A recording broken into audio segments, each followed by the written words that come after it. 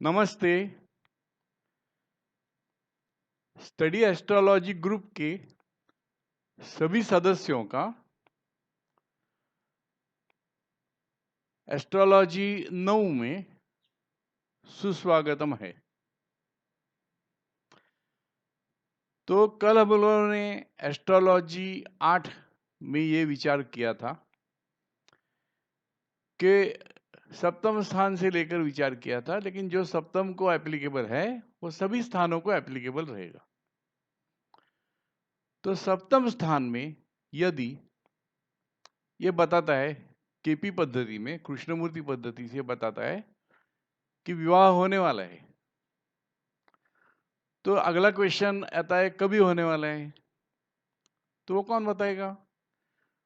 तो आपकी जो विंशोत्तरी दशा चार्ट में है वो बताती है कि कौन सी महादशा में, कौन सी अंतरदशा में, और उसके अंडर एक विदशा भी होती है, उसमें विवाह होगा। लेकिन यहां काम खत्म नहीं होता है, आपको और एक बात देखनी पड़ती है कि जिस समय आप ये स्टडी कर रहे हो उस समय का रूलिंग प्लैनेट क्या है। तो जैसे मैंने बोला था एग्जाम्पल के तौर पे कि शुक्र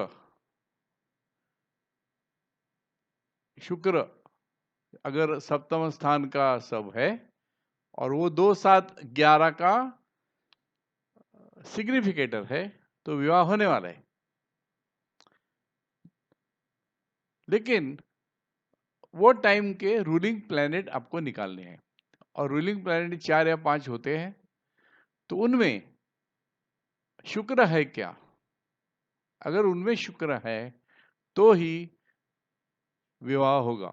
तो सिर्फ दशा बता के फायदा नहीं, दशा जो बताती है वो रूलिंग प्लैनेट कंफर्म करना चाहिए।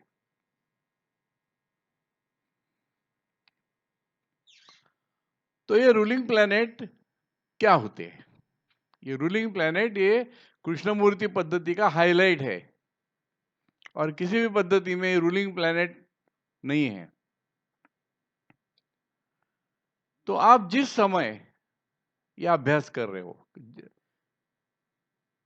पत्रिका आपने निकाली, आपको हर समय नहीं रहता है, तो जिस समय सब आज सुबह 10 बजे आप बैठ गए हो पत्रिका लेके कि इसका शादी कभी होने वाला है, तो वो समय का रूलिंग प्लैनेट। अभी आपको तो मालूम है कि प्लैनेट कभी स्थिर नहीं होते हैं, कंटिन्यूअसली घूमते रहते हैं। तो फिर वो समय का रूलिंग प्लैनेट क्या है? तो अभी टाइम नोट किया 10 बजे सुबह में, आज का तारीख नोट किया, जगह नोट किया पुणे में, तो पुणे तारीख, और ये जैसे जन्म कुंडली में आप निकालते हो वैसे ही निकालना है जन्म कुंडली के, और वही आपका जो माय कुंडली है उसके ऊपर ये तीनों डालो और आ जाएगा,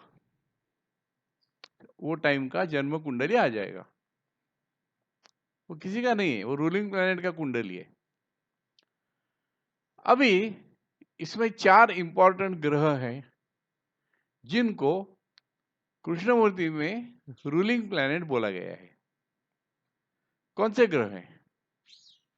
तो लगन, वो कुंडली में कोई ना कोई राशि लगन स्थान में होगा। समझ लो कि सिंह राशि है, तो सिंह का स्वामी है रवि, सूर्य, तो सूर्य नंबर 1 का रूलिंग प्लैनेट हो गया। उसके बाद में चंद्र का कौन से नक्षत्र में है वो टाइम वो देखो। समझो कि चंद्र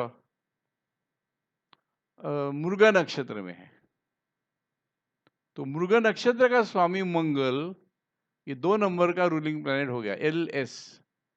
आर, वो टाइम चंद्र कौन सी राशि में है? अभी मृग नक्षत्र अगर है तो अश्विनी, भरणी, कृत्तिका, रोहिणी, मृग, मृग का आधा आता है वृषभ में, आधा आता है मिथुन में, तो ये 2 में से एक में चंद्र होगा। अश्विनी, भरणी, कृत्तिका, कृत्तिका, रोहिणी, मृग का आधा, ये हो गया वृषभ राशि। तो चंद्र या तो वृषभ राशि में होगा या मिथुन में होगा। तो जिस राशि में चंद्र है वो राशि का लॉर्ड आर, वो 3 नंबर का रूलिंग प्लैनेट। और डे, डे यानी आज का दिन, समझो आज शनिवार है तो शनि। अब ये दिन में एक बात ध्यान में रखना है कि कृष्णमूर्ति पद्धति में, अपने हिंदू पद्धति में, दिन सूर्योदय के बाद चालू होता है। आज तारीख है समझो 29 अगस्त। 29 अगस्त को सूर्योदय 7 बजे के करीब होता है, 6-7 बजे। तो अगर आप 10 बजे बैठे हो तो 7 के बाद यानी ये मिथुन में गया, आई एम सॉरी। तो इस तरह दिन, आज का दिन समझो शनिवार है तो शनिवार हो गया, सूर्योदय के बाद आप देख रहे हो। लेकिन समझो कि डे, आप सूर्योदय के पहले बैठ के देख रहे हो, 6 बजे देख रहे हो, तो अभी तक शुक्रवार खत्म नहीं हुआ है।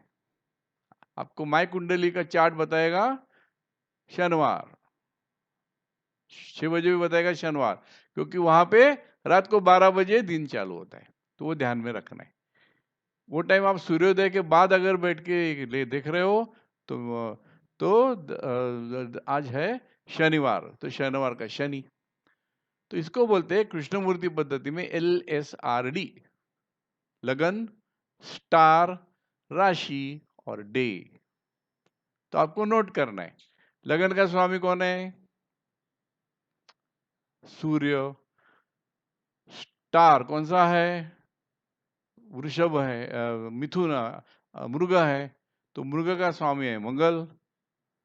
और राशि है वृषभ में, अगर समझो है जन्म उसका, ये जन्म में अपना अभी के, तो हम लोग जहाँ जब बैठे हैं, हाँ, तब अगर चंद्र वृषभ राशि में है तो शुक्र और डे 10 बजे बैठे हो तो डे होएगा शनिवार। तो हो गया शुक्र शनि, रवि, मंगल, शुक्र, शनि, ये 4 ग्रह है। अभी आपने देखा है कि विश्वोत्तरी जैसे शुक्र में शादी हो सकता है, तो शुक्र आ गया ना, रूलिंग प्लैनेट में आ गया, अलाउड। शुक्र क्यों आ गया रूलिंग प्लैनेट में? क्योंकि राशि शुक्र का है वो टाइम, वृषभ। तो इस तरह वो राशि के शुक्र में आने से शुक्र हो गया रूलिंग प्लैनेट।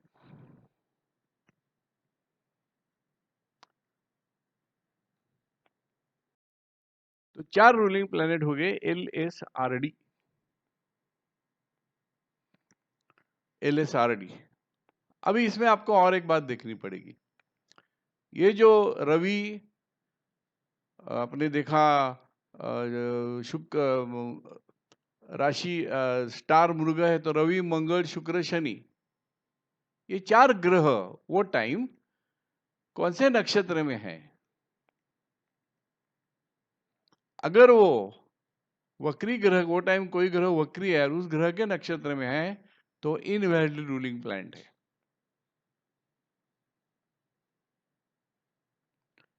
इतना ही नहीं, आपको ये भी देखना है कि कौन से उपनक्षत्र में है। और वो खुद शुक्र वो टाइम अगर वक्री है तो शुक्र, आपको चार्ट बताएगा, केपी का चार्ट आपको बनाना है, जन्म कुंडली का केपी का चार्ट वो टाइम का बनाना है। तो वो टाइम रूलिंग प्लैनेट हिमसेल्फ, उसका नक्षत्र का स्वामी, और वो कौन से उपनक्षत्र में है, ये तीनों वक्री है कि मार्गी है, तीनों अलग हो सकते हैं। अगर नक्षत्र वक्री है तो आउटराइट रिजेक्ट, रूलिंग प्लैनेट नहीं चलेगा। लेकिन वो ग्रह खुद वक्री है और वक्री ग्रह के उपनक्षत्र में है, तो जब वो दोनों ग्रह मार्गी बनेंगे उसके बाद में वो चलेगा, वैलिड हो जाएगा। ये देखना है। तो मेनली ये 4 में अपना काम हो जाता है, लेकिन कभी कभी नहीं होता है। कभी कभी बहुत सारे ग्रह वक्री होते हैं, तो इनवैलिड हो जाते हैं। फिर आप रूलिंग प्लैनेट कैसे निकालोगे? इसीलिए कुछ और रूलिंग प्लैनेट जो सेकेंडरी इंपॉर्टेंस के है, वो भी अपने को ध्यान में रखना है। आपने देखा होगा कि स्कूल में जब टीचर रहता है तो बच्चों को पढ़ाता है, लेकिन टीचर जब कुछ काम के लिए थोड़ा ऑफिस में जाके आता हूँ, कुछ काम है करके जाता है, तब वो मॉनिटर को बना के जाता है, हेड ऑफ द टीचर। तो टीचर के एब्सेंस में वो मॉनिटर क्लास चलाता है।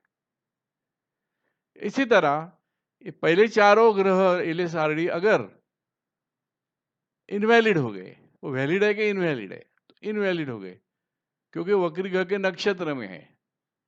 सिर्फ वो वक्री है ऊपर नक्षत्र में तो चलेगा, इनवैलिड नहीं होता है। तो अगर वक्री ग्रह के नक्षत्र में है तो इनवैलिड, नापास। तो इसीलिए और एक कुछ 4-5 ग्रह है जिनको रूलिंग प्लैनेट माना गया है। वो कौन से है वो भी आप सुन लो। एक तो लगन, वो टाइम लगन दिया होगा ना, केपी कुंडली में लगन दिया होगा, तो वहां नक्षत्र दिया होगा, लगन कौन से नक्षत्र में है, तो वो नक्षत्र का स्वामी ये रूलिंग प्लैनेट हो जाता है। LSL, लग्न स्टार लॉर्ड। LSRD, LSL, लग्न का स्टार लॉर्ड कौन है? जो भी है, बुध है। वो बुध, वो रूलिंग प्लैनेट में आ गया। अगेन वो देखना है कि वो खुद वक्री है क्या, वक्री नक्षत्र में है क्या, वक्री उपनक्षत्र में है क्या, रूल वही। अगर वक्री उपनक्षत्र में है तो इनवैलिड। फिर वो खुद वक्री है वो टाइम, वो कुंडली में, और वक्री वक्री उपनक्षत्र में है तो चलेगा। जब वो मार्गी बनेगा तभी, मार्गी बनने के बाद वो काम करेगा। तो आपको पंचांग होना जरूरी है। पंचांग में आपको मालूम पड़ेगा वो जो आप आज वक्री ग्रह है वो कभी मार्गी हो रहे हैं। अभी इसके आगे और 2-3 ग्रह है, वो टाइम लगन में, लगन का जो अभी केपी कुंडली बना है, लेकिन अगर लाहिरी कुंडली वो टाइम अगर बनाएंगे आपको तो कोई तो कोई राशि आएगी, हाँ, केपी में बताएगा स्टार्ट और फिनिश। तो स्टार्ट की राशि जो है वो राशि में जो ग्रह हैं वो रूलिंग प्लैनेट माने गए। इतना ही नहीं, तो लाहिरी पद्धति से लग्न के ऊपर जिनका दृष्टि है वो सारे ग्रह रूलिंग प्लैनेट बन जाते हैं। आगे बढ़ो। अभी ये जो रूलिंग प्लैनेट आपने बना दिए, उनके युति में अगर कोई ग्रह है वो कुंडली में, तो वो भी रूलिंग प्लैनेट है। और उनकी दृष्टि में कोई ग्रह है तो वो भी रूलिंग प्लैनेट है। इतने सारे ग्रह रूलिंग में हैं, तो जस्ट LSRD नहीं है नापास, ऐसा नहीं करने का। LSRD नहीं है तो ठीक है, LSRD अगर इनवैलिड होते हैं तो भी LSL देखो, बाद में युति में लगन में है कोई ग्रह है तो वो देखो, वो बन जाएगा। लगन के ऊपर जिस ग्रह का दृष्टि है वो बन जाएगा। अभी सारे रूलिंग प्लैनेट जो बन गए वैलिड रूलिंग प्लैनेट, हाँ, उनके युति में कोई ग्रह है तो वो भी रूलिंग प्लैनेट, और दृष्टि में कोई ग्रह है वो भी सेकेंडरी रूलिंग प्लैनेट। और अगेन ये जो सेकेंडरी वगैरह जो बनाएंगे उनको रूल वही कि वो खुद वक्री नहीं होनी चाहिए, वक्री ग्रह के नक्षत्र में नहीं होनी चाहिए, वक्री ग्रह के उपनक्षत्र में नहीं होनी चाहिए। अगर नक्षत्र में है तो आई वुड राइट इनवैलिड, तो आपको लिखना है। और इस तरह आपको इनवैलिड रूलिंग प्लैनेट हो गए वो कैंसिल कर दो, वैलिड है वहां वैलिड लिखो, और जो वक्री है वैलिड आफ्टर ये डेट। अगर वो वक्री ग्रह के उपनक्षत्र में है तो वो वक्री उपनक्षत्र जिसका ग्रह जो है वो जब भी वक्री से मार्गी बनेगा उसके बाद वो मेन रूलिंग प्लैनेट वैलिड हो जाएगा। शादी है,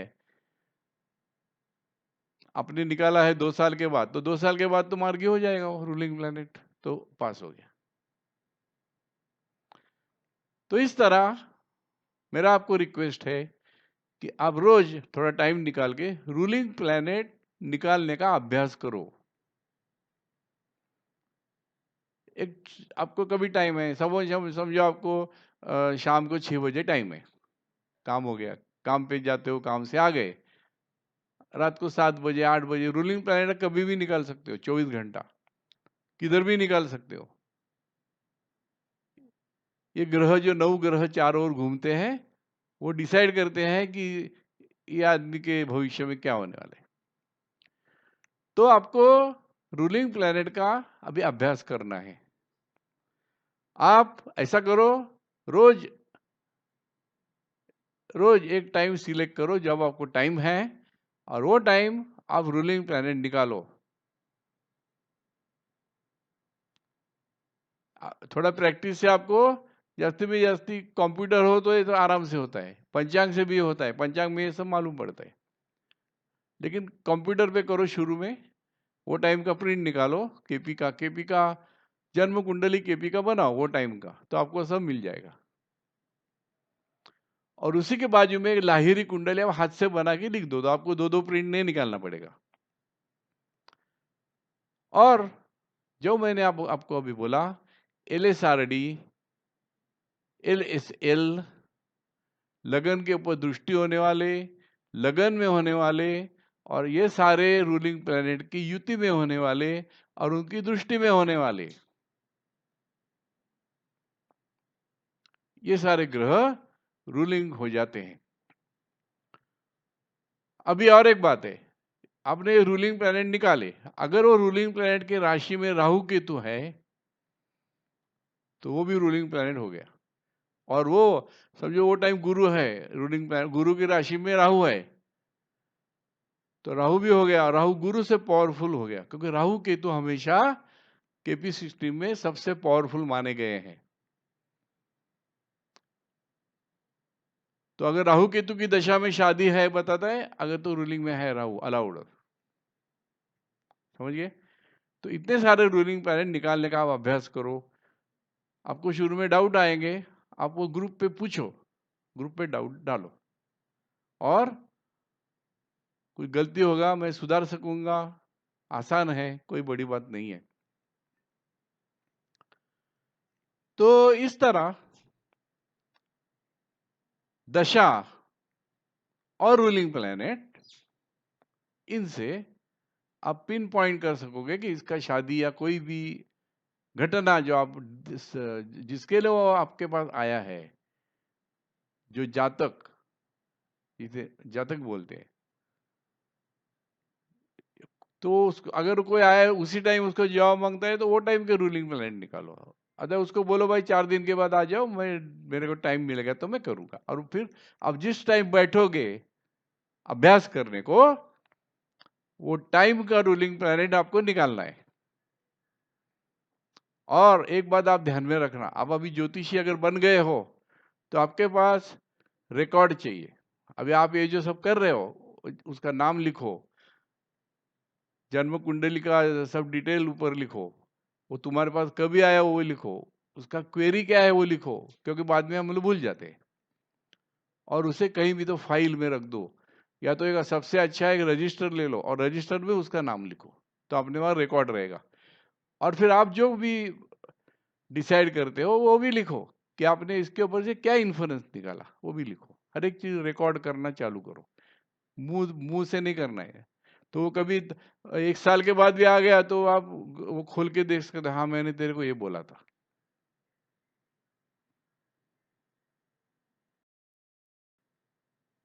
तो आपको इस तरह सिस्टमैटिक तरीके से स्थान वाइज, प्रश्न क्या है, विवाह स्थान का है, तो विवाह कभी होगा,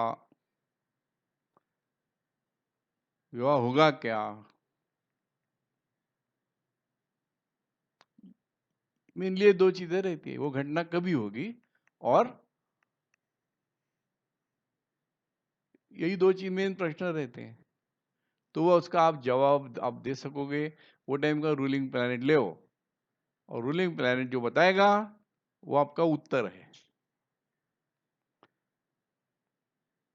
इवन जो घटना हो गई है आपकी खुद की जन्म कुंडली में, वो निकालो बाहर, और ये टाइम भी रूलिंग प्लैनेट लेके सवाल पूछोगे तुम्हारी शादी कभी हुआ था, आपको जवाब बराबर मिलेगा, आप करके देखो। लेकिन आपको ठीक तरह से अप्रोच होना है। वो टाइम का रूलिंग प्लैनेट सारे निकालो, आपको मिलेगा। आपके जन्म कुंडल में पूरा जिंदगी का दशा है, साधारण आपको मालूम है आपका शादी कब हुआ आपको मालूम है, तो वो टाइम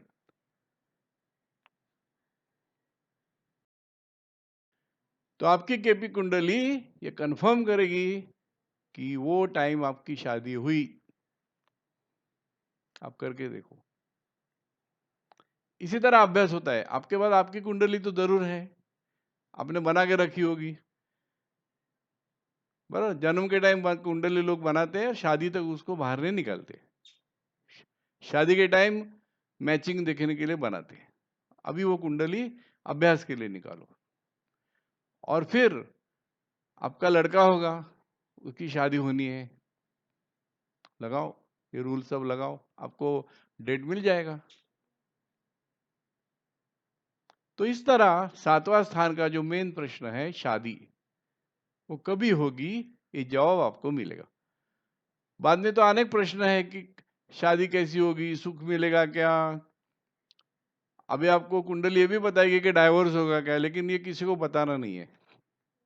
बुरी चीज कभी मत बताना, वो भगवान का इच्छा है, अगर होना है तो हो जाएगा।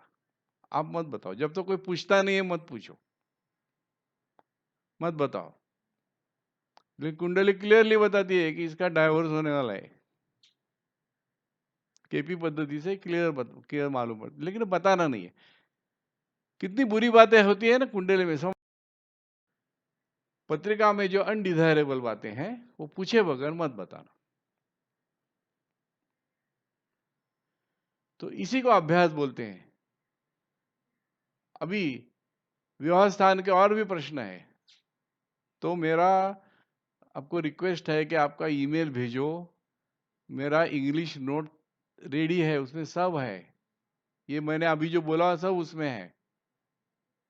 आप उसका एक प्रिंट निकालो, या आपको प्रिंट निकालने को पॉसिबिलिटी नहीं है तो कंप्यूटर पे ही देखो, पढ़ो। ये रूलिंग प्लैनेट का मैंने जो बताया वो भी उसमें है। तो इस तरह अभ्यास चालू करना, ये अभ्यास का विषय है। अभी उसमें आपको सब मिलेगा। शादी, हस्बैंड या वाइफ, उम्र क्या होगी, इतना क्या डाउरी मिलेगा क्या, ये भी वो बताएगा। डाउरी लेना गलत है, कानून से चलता नहीं है, लेकिन कुंडली बताता है कि तुमको डाउरी मिलने वाला है कि नहीं मिलने वाला है। कानून की बात अलग है, लेकिन जो होना है वो होने वाला है। अब इस तरह आप जब अभ्यास करोगे, अभी बहुत सारी कुंडली में डाइवोर्स योग रहता है, तो डाइवोर्स होने के बाद दूसरा शादी होगा क्या, ये बड़ा प्रश्न रहता है। तो केपी कुंडली क्लियरली बताती है होगा या नहीं होगा। अगर नहीं होगा उत्तर है तो नहीं होगा। कैसे होती है उसके कोई नियम बताए ले, लेकिन ये आपको देखना है दूसरी शादी होगी का, ये प्रश्न केपी पत्रिका में जन्म पत्रिका से उसका उत्तर नहीं मिलता है। डाइवोर्स होने के बाद अगर वो आपके पास वापिस आ गया कोई आदमी कि बताओ बाबा हमारा दूसरा शादी होगा क्या, तो क्या किया जाता है, प्रश्न कुंडली बनाई जाती है। तो अभी हम लोग प्रश्न कुंडली की तरफ आ रहे हैं। बाकी स्थानों की ओर जाने से पहले हम लोग प्रश्न कुंडली, तो हम लोग एस्ट्रोलॉजी 10 में ये देखेंगे कि प्रश्न कुंडली क्या होती है। कृष्णमूर्ति पद्धति में जन्म कुंडली तो है ही, लेकिन प्रश्न कुंडली से उत्तर देने का प्रघात है या प्रिफरेबल है। क्यों है ऐसा? क्योंकि जन्म कुंडली गलत होती है।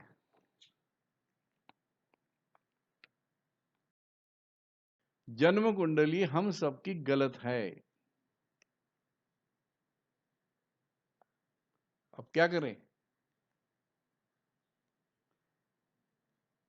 जन्म का समय किसी का भी बराबर नहीं रहता है। क्यों नहीं रहता है? कृष्णमूर्ति पद्धति से एक्यूरेट उत्तर अगर चाहिए तो जन्म कुंडली देगी। अगर वो 2 या 3 मिनट के अंदर आपको जन्म का समय मालूम होगा तो, लेकिन वो किसी को मालूम नहीं रहता है। 2-3 मिनट तो छोड़ो, आधा घंटे का फर्क रहता है। तो इसके लिए कृष्णमूर्ति पद्धति में दो इलाज है। एक है आपका जन्म कुंडली का समय, जन्म का समय करेक्ट करो। बघा मेरा 10 बजे जन्म है वो तारीख को 50 साल पहला, और जन्म का टाइम है 9:15 बनाओ कुंडली। केपी वाला कभी ऐसा नहीं बनाएगा। वो पहला वो करेक्ट करेगा, देखेगा कुंडली 9:15 ये बोल रहा है, बोलने से क्या होता है। और अगर उसको करेक्शन का जो टेक्निक है केपी कुंडली में, मैं आपको वो भी बताऊंगा। वो बोल रहा है 9:15, एक्चुअली जन्म होगा 9:20 को। तो वो टाइम का कुंडली बनाओ और फिर भविष्य बड़ा रहेगा। 4 मिनट के फर्क से भी बहुत कुछ फर्क हो जाता है। और दूसरा इलाज है जन्म कुंडली का टाइम करेक्ट करो। करेक्ट करके आपको मिलेगा 9:20। लेकिन ये सब झंझट से छुटकारा पाने के लिए प्रश्न कुंडली बनाई गई है। ये प्रश्न कुंडली क्या होती है?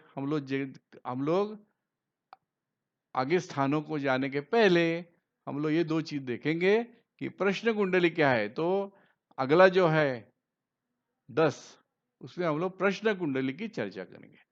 तब तक मैं आपसे विदा लेता हूं। धन्यवाद। इसी तरह आपका इंटरेस्ट बनाए रखना, आपको बहुत मजा आएगा। एक 6 महीने के अंदर आपको सब समझ में आने लगेगा। But keep on the, don't leave, and I am there to solve all your doubts. नमस्ते, थैंक यू वेरी मच। फिर मिलेंगे।